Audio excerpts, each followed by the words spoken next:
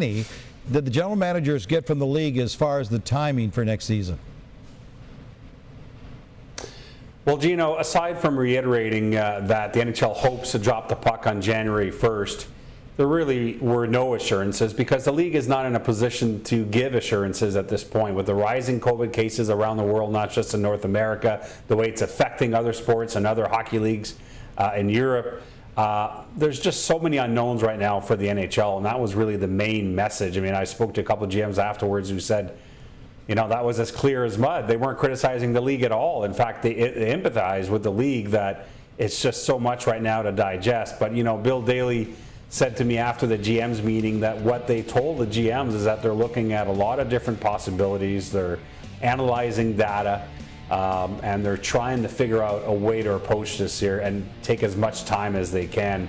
Now, one thing that still needs to happen is that they have to meet with the NHLPA via the Joint Return to Play Committee. That hasn't happened yet, but it will soon here. And once those meetings start, as we saw from the summer Return to Play, that starts to get momentum and starts to crystallize what this is going to look like. But the plain honest truth right now is who knows when it comes to next season.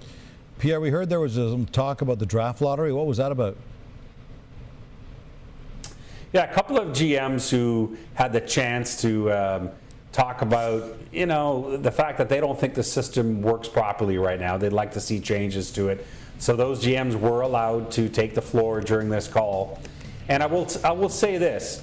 Often when GMs have complained about something like this, the league will kind of shoo them away. That didn't happen in this case. The NHL, after explaining how they got to the present lottery system, actually invited GMs to, during the offseason, send in some ideas as to how they would tweak the draft lottery. Now, I'm not convinced that we're going to see any massive changes to the draft lottery system, but it is significant that the league opened the door to having GMs offer some ideas. So we'll see where that goes.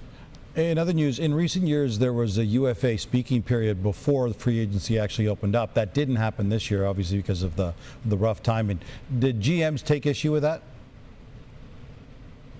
Well, and Gino, that's not even the reason why there wasn't a UFA speaking period. I actually wrote about this in The Athletic last weekend, but the NHLPA in this new CBA asked for it to be eliminated, and the NHL acquiesced. There is no UFA speaking period in the new CBA. It kind of went under the radar. And what a GM brought up on the GM's call Friday is that he thinks that there should be a 2 to 3 day UFA speaking period, not 5 to 7 days like it used to be, because a lot of people feel that was too long, but 2 to 3 days where teams and 8 free agents should be able to talk before free agency opens. There were a few managers on the call who supported this particular GM. What the NHL said is, okay, listen, let us know after we're offline if a number of you support this, and if there's enough GMs who support it, then perhaps it's something that goes back to the NHLPA with the NHL. Because remember, this is a CBA matter, so the NHLPA would have to agree to bring back a UFA speaking period. I'm not convinced that the NHLPA wants to go back on it now. So much uncertainty out there. We'd all like to see a definitive timeline for the return to play, but it's hard to do that with a constantly shifting landscape. Hockey Insider.